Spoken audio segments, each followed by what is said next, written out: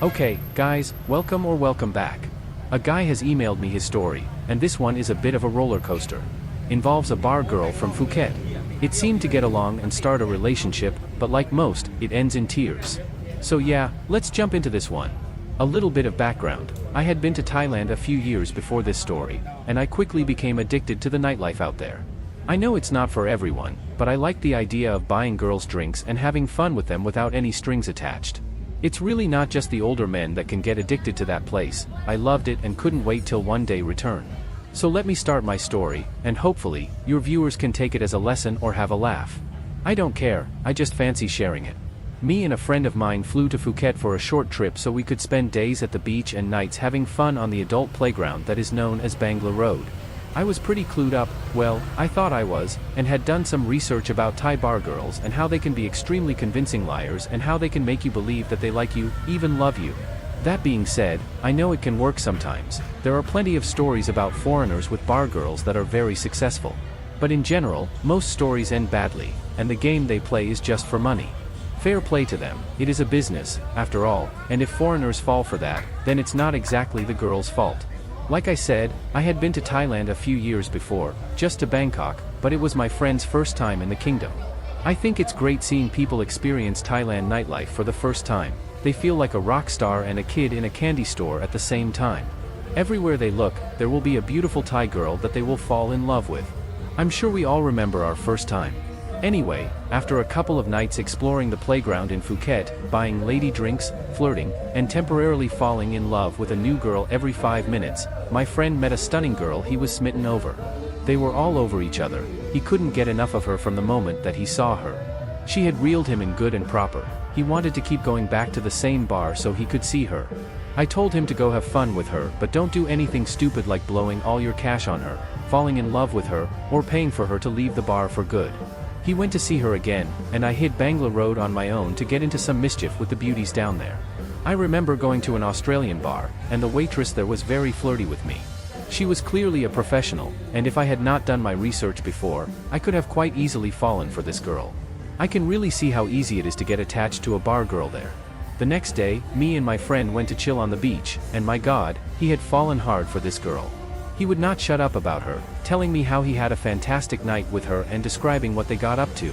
He was telling me she is nothing like the other girls we had met on this trip and how she did not really go with customers and that she is only doing this job to support her family but wants to quit. You know the typical stories that girls tell foreigners. I could see that he was falling for her, and I did try and warn him about catching feelings here, but I guess some people have to learn the hard way. Later on in the story, you'll see that I should have listened to my own advice.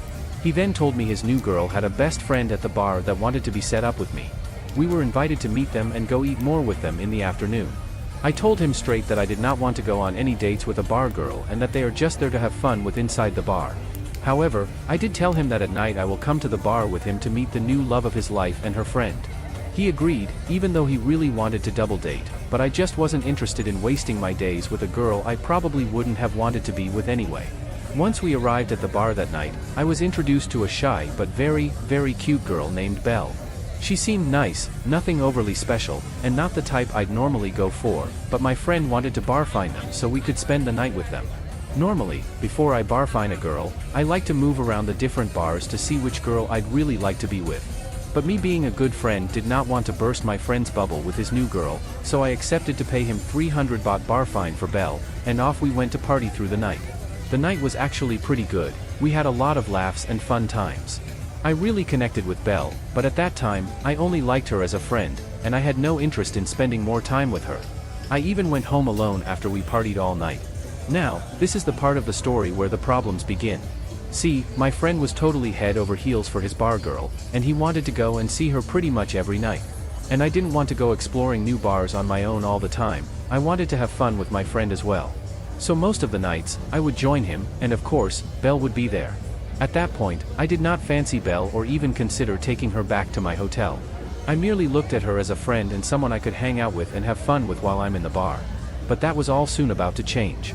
After a few nights at the bar, Belle started to really grow on me, and sure enough, soon after, feelings developed, and we became inseparable. We would be at the beach in the day, bar finding her in the evening, and sleeping at my hotel at night every night. Now it was me falling head over heels for a Thai girl after I warned my friend about it. I did not realize it at the time, but I fell for all the bar girl traps with Belle. She had become like an addiction to me, and I felt that this girl was better than all the others that I had met there. From what I could see, it seemed like she hated doing bar work and never wanted to be there. Always wanted me to barfine her as soon as she started. She did tell me that she does not go with customers and just talks to them at the bar. She claimed she was doing this type of work to save up for further education, as she wanted to work in a managerial role in retail or at a restaurant, but she wasn't fully qualified or something along those lines.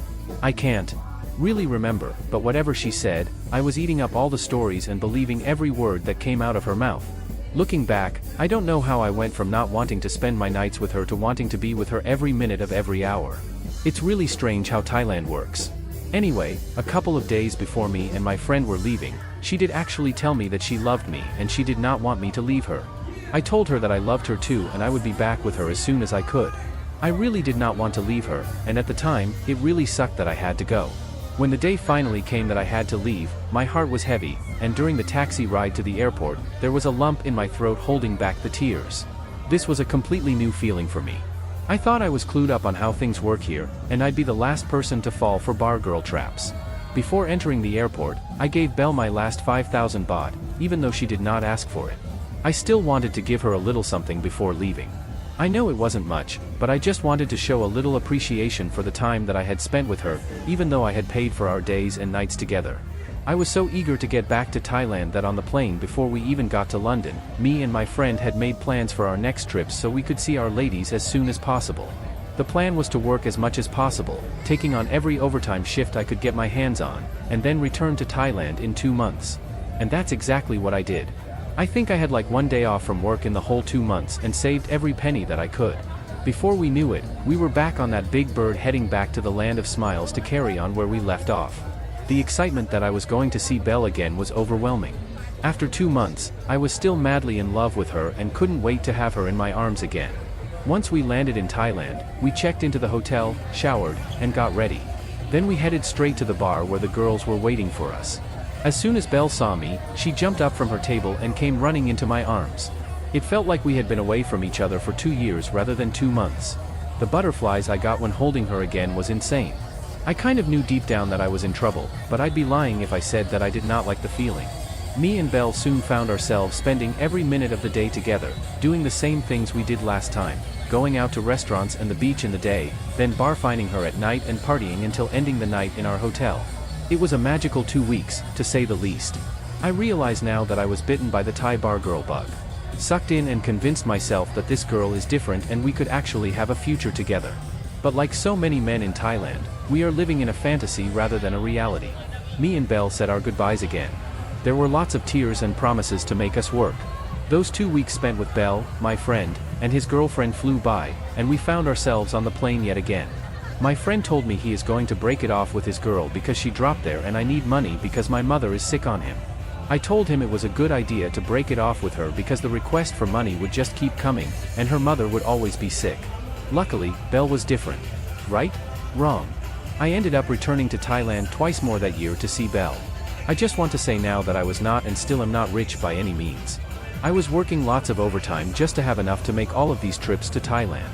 During my trips, I was still under the impression that I had found a 1 in a million bar girl and that we had a bright future ahead of us. We hardly ever had a fallout. She never asked me to support her or come up with lies to why she would need me to send her money. She knew my financial situation, and that did not seem to bother her. That's why I loved her, because it felt like she loved me for me and not for money. We carried on as we were for a year, and things were going pretty good. I was still hoping that one day I could be with her and not have to leave. One day while I was back in England, she told me that her Facebook account had been hacked by an old ex-boyfriend that was trying to get in touch with her.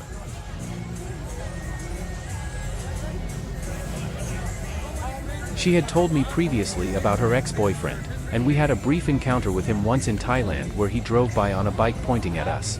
She told me not to worry and that her ex was just obsessed with her, but they broke up a long time ago.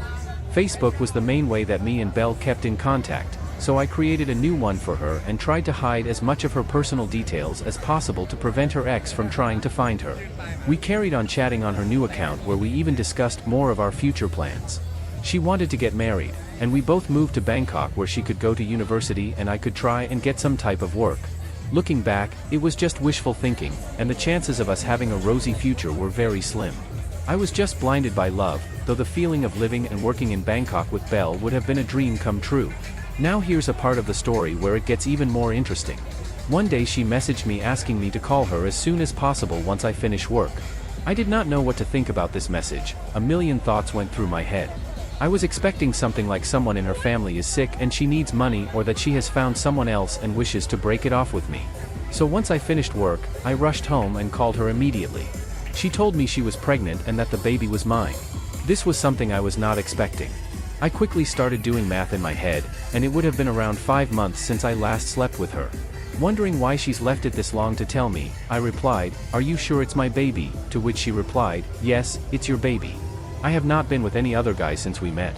I was just scared to tell you because I did not want you to leave me because I love you so much." After our call, I must have sat there for about 30 minutes with my mind racing and trying to think what I should do next. We had never planned to have a baby, we had never even spoken about it before. So, in my eyes, I had two options. Option 1, block her from everywhere, come off social media, and lay low for a while, basically just move on with my life acting like I never met her. Or option 2, be a man, fly out to her, help raise my child, and be a good boyfriend and future husband. I did really care about Belle, and I wanted her to be in my life, so option 1 quickly became not an option. I booked another flight as soon as I had enough money, which was about a month after finding out she was carrying my child. It was both funny and relieving once I landed in Phuket and saw Belle walking towards me with her full-term belly. I was relieved because at least she wasn't lying to me about being pregnant, though it was a bit awkward walking around Phuket with her, with other foreigners looking and staring at us. I dread to think what they were really thinking when they saw me with a pregnant Thai girl. We visited the same bar where I met Belle, where all our friends were congratulating us. I said thank you, but really, I did not know how to feel about this whole situation. I had a mix of emotions. We, of course, went to the hospital for a scan and to get some other tests. We got confirmation that Belle was approximately 6 months pregnant and was healthy with all the other tests. Thankfully, she had no diseases. It still did not fully sink in that I was going to be a father. I only went for a fun holiday with my friend, and now I'm rubbing a Thai girl's belly, feeling my unborn baby kick. Although this wasn't planned, I was hoping that it would all work out, and we live happily ever after. Again, a lot of wishful thinking. I couldn't get rid of the doubts in my mind about the whole pregnancy. I always use protection, and I made sure I 100% use it when I'm having fun in Thailand. I was convincing myself that I must have gotten too drunk once and we didn't use protection, or maybe it just split. I don't know. I guess I was trying hard to believe that the baby must be mine, and my girlfriend wouldn't be lying to me. I was soon back in England again alone with my thoughts. I talked to one of my best work colleagues about my situation. She told me that I need to be really careful and that I need to find out 100% if the baby is mine, otherwise, it's going to cost me a lot of money for nothing. That was pretty much the same answer that everyone gave me, but silly naive me believed everything my 1 in a million different bar girl would tell me. Now, requests for money had begun, and it was pretty much hard to decline her request as she was carrying my child. I needed to be a man and support her. I started sending 10,000 baht a month. It wasn't a great amount, but it's the best I could have done during that time and the wages that I was on then. The day finally came where I got a call from Belle telling me that my healthy baby had been born. Again, I had a mix of emotions. I was somewhat happy that I was a father and starting a family with my girlfriend, but at the same time, the doubts never left my mind. Me and Belle decided it would be best for her to leave Phuket and move to Bangkok for a bit with her mother and siblings so she could get physical help from them while I helped financially.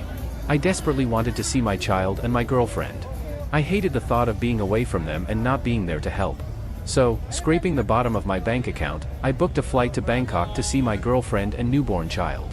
I was met at the airport by the whole family, which I thought was a bit weird, but it was my first time meeting her family, so this may have been a normal thing. We drove to our family home that seemed to be in a rundown part of Bangkok, not exactly the place that I'd like my son to be brought up in. When I walked inside, the baby was swiftly placed in my arms, and with me staring at the baby and Belle's family staring at me, it was so obvious that this baby was 100% Thai. It was not mixed in the slightest and had none of my features at all. I think the family was expecting me to question the baby's race, but as the baby hadn't long been born, I put it down to that it's not developed all the features yet and could well be half Thai. At this point, my anxiety was off the charts, and I sensed something wasn't right here. It wasn't long until money was brought up, and I was put on the spot in front of the whole family. One of the family members who spoke fluent English and was already married to another Westerner started questioning me about insurance policies for the baby. Belle just sat there looking embarrassed and nervous, watching me part with 12,000 baht for her family to help with the baby. Like I said, I knew something wasn't right here, and I sensed I was being scammed. However, at that point, I couldn't prove anything. Next, the mother of Belle said that she needs 30,000 baht for the family every month for looking after the baby. I agreed but made the excuse that I needed to go back to England first to set up transferring funds. I just said that my bank does not let me make transfers from another country.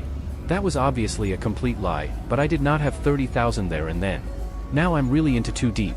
Not only do I have an unplanned baby with a bar girl, but now I need to support the whole family. The amount I make from my wages is barely enough for me alone to scrape by. Once I got back to England from my latest Thailand trip to see my son, I realized that I was no longer in love with Belle and that a future with her was just wishful thinking. After all, we just weren't the same anymore. We spoke less, and when we did speak, it was more or less always about money. I was still unsure if the baby was mine. I wish I had done something secretly to be able to get a DNA test or something. I did not want to be a deadbeat dad if the baby was actually mine, so I took the risk and continued to send whatever money I could every month. Then one day, I was checking Facebook, and I saw that Belle had changed her profile picture from a picture of me and her to a picture of just her. This made me a bit suspicious that she may have met someone else or there is something going on that I do not know about. Maybe I shouldn't have done it, but I'm glad I did. I remembered it was me that created her Facebook account, so I logged into it, and what I found shocked me. All the doubts I had about my son all became true. It turns out that I wasn't the only father. There were two other Western fathers, a German and an American. She had been copying and pasting the same message to all three of us, and all three of us fell for it. We were all led to believe that we were the father of this child. This beautiful, perfect, innocent bar girl that wouldn't harm a fly was receiving 90,000 baht a month from this scam she had running. It turns out that the baby wasn't any of ours but her Thai boyfriend's that she has been in a relationship with since before I met her. I managed to contact the other two Westerners and explain that we were being scammed. I sent all the screenshots and whatnot. Whether they believe me or not, I don't know, but at least I tried to warn them. I was so angry, hurt, and heartbroken. Angry because I fell for the bar girl tricks and allowed myself to be scammed this way. I really should have listened to my own advice that I had given other people. I was hurt because, at the time, I did think she was different, and we could have possibly had a future together, a good one. And heartbroken because I feel I was just used by her, that her feelings towards me were fake from the start. Anyway, after an hour or so after I cooled down, I wasn't angry anymore. I just felt stupid. I called Belle and confronted her with what I found. At first, she denied that she is lying, but when I told her that I've been on her Facebook, I showed her all the screenshots of the chats she had been having with the other guys, to which she admitted everything. The thing that got me the most is she did not even apologize or sound apologetic in any way. It was like, oh, I've been caught, on to the next guy. She didn't take my feelings into consideration at all. Regardless of all the trips I've taken and time we spent together, I won't ever get into another relationship with a bar girl. I understand now that they are just there to make money any way they can. They are very convincing, and it's a way of life for them. About 6 months passed with no communication at all, and I decided to have another trip to Thailand with my friend. We went to Bangkok and then headed to Phuket. I was drinking in a bar opposite the bar that I had met her, and then I saw her walk outside. She must have left her baby in Bangkok while she returns to the bar. A lot of memories came flooding back, and I started thinking again about how my future would have been with her if she was legit.